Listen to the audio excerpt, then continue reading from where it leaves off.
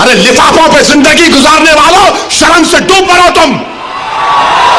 सियासत नहीं आता करना तो मत करो, दुआ करो या हिकमत अमली से इख्तियार करो। नहीं, हमको सब चीज होना।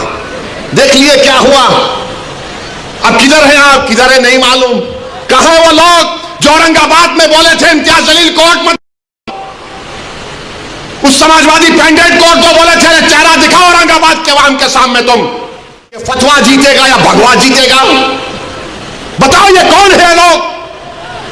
अरे आपको अगर इलेक्शन लड़ना है लड़ो, आगे बढ़ो।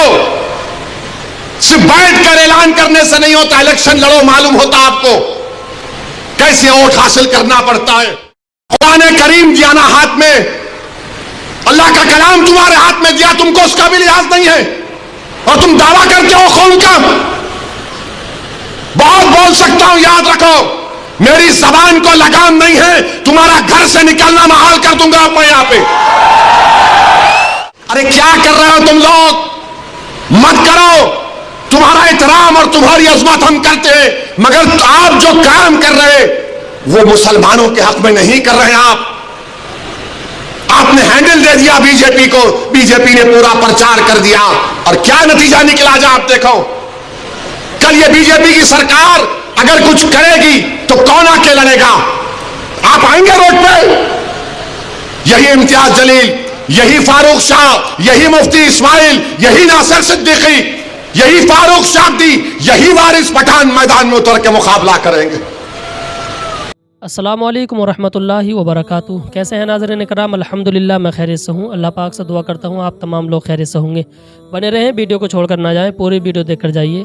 आखिर असदुद्दीन ओवैसी साहब इतने गुस्से में पहली बार दिखाई दिए और इतने जज्बात के साथ में उन्होंने बयान किया कि लिफाफों पर ज़िंदगी गुजारने वाले, लिफाफों पर ज़िंदगी को गुजारने वालों और लिफाफों पर बिकने वालों, आखिर किसके लिए ये इस्तेमाल लफ्ज़ किए और क्यों इतने भावुक हो गए। आप पूरा ये बयान सुनकर जाइए।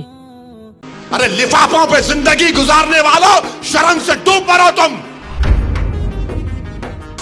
अरे तुमको कुरान करीम दिया ना हाथ में, अल्लाह का कलाम तुम्हारे हाथ में दिया, तुमको उसका भी लिहाज नहीं है और तुम दावा करते हो कौम का। बहुत बोल सकता हूं, याद रखो मेरी जबान को लगाम नहीं है, तुम्हारा घर से निकलना महाल कर दूंगा मैं यहां पे। याद रखो तुम लोग जो काम कर रहे हो ना, तुम महाराष्ट्र के मुसलमानों को ना सिर्फ कमजोर कर रहे हो बल्कि तुम उनकी आवाज का गला घोट रहे हो। अरे तुम इलेक्शन लड़ो, हम तुम्हारी तायीद करने को तैयार हैं। कब तक तुम ये सियासत करोगे। कहां है वो लोग जो औरंगाबाद में बोले थे इम्तियाज जलील कोर्ट मत दो, उस समाजवादी पैंडेट कोर्ट को बोले थे चेहरा दिखाओ औरंगाबाद के आवाम के सामने तुम। अरे लिफाफों पे जिंदगी गुजारने वालों, शर्म से डूब पड़ो तुम। मेरे घर को आए थे, मेरे घर को आए थे हैदराबाद को, बगैर बोले मेरे घर को आए। मैं वक्फ के बिल की मीटिंग में जा रहा था, पलट मेरा गार्ड फोन करा के साहब इतने लोग आए, मिला।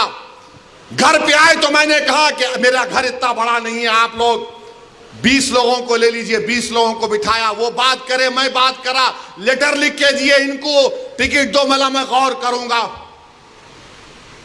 फिर जाने से पहले मैंने एक अल्लाह के वली के अंग्रेजी कुरान का तर्जुमा जो टर्की का छपा हुआ है, उसकी 4 कॉपियां इन जिम्मेदारों को दिया कि आप मेरे घर को आए, ये एक अल्लाह के वली की कुरान का तर्जुमा है। एक एक के हाथ में दिया तो औरंगाबाद जाके बोले हम घर को गए थे, हमारे को चाय तक नहीं पिलाए। अरे आप पहले से बोल देते तो नान खलिया खिला देता मैं आपको। मेरे को नहीं मालूम था कि तुम मेरे घर को खाना खाने आ रहे। अरे तुमको कुरान करीम दिया ना हाथ में, अल्लाह का कलाम तुम्हारे हाथ में दिया, तुमको उसका भी लिहाज नहीं है और तुम दावा करते हो कौम का। बहुत बोल सकता हूं, याद रखो मेरी जबान को लगाम नहीं है, तुम्हारा घर से निकलना महाल कर दूंगा मैं यहां पे।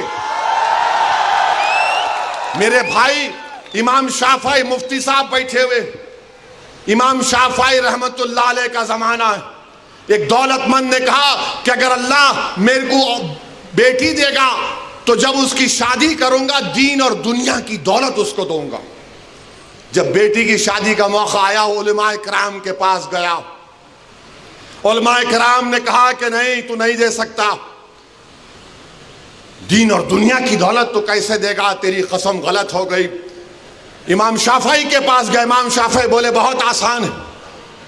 امام شافعی رحمۃ اللہ علیہ نے کہا تیری بیٹی کی شادی کب ہے؟ اس نے کہا فلاں دن ہے. بولے میں آ رہا ہوں, چلا جا. امام شافعی پہنچے. امام شافعی رحمۃ اللہ علیہ نے کہا کہ آسان ہے. وہ بولا کہ حضرت شادی تو ہو گئی, کیا ہے بتاؤ. بولے قرآن اپنی بیٹی کو دے دے, دین اور دنیا کی دولت اس کو دے چکا. میں ان کو دیا, 4 قرآن دیا ان کو, اور بول کے دیا کہ آپ میرے گھر کو آئے, مجھے پتہ نہیں ہے, میں وکیلوں کی میٹنگ میں جا رہا تھا, پلٹ کر آیا آپ کے لیے, یہ قرآن کریم کا تحفہ آپ کو دے رہا ہوں. ارے تم کو اویسی سے مجلس سے نفرت ہے, مگر قرآن کریم کی تو عظمت کا تم لحاظ رکھ لیتے. میں یہ بات الیکشن میں بول سکتا تھا مگر خاموش بیٹھے رہا, مگر آج مجبوراً بولنا پڑ رہا ہے. یاد رکھو تم لوگ جو کام کر رہے ہو نا, تم مہاراشٹرا کے مسلمانوں کو نہ صرف کمزور کر رہے ہو بلکہ تم ان کی آواز کا گلا گھونٹ رہے ہو. ارے تم الیکشن لڑو, ہم تمہاری تائید کرنے کو تیار ہیں. کب تک تم یہ سیاست کرو گے؟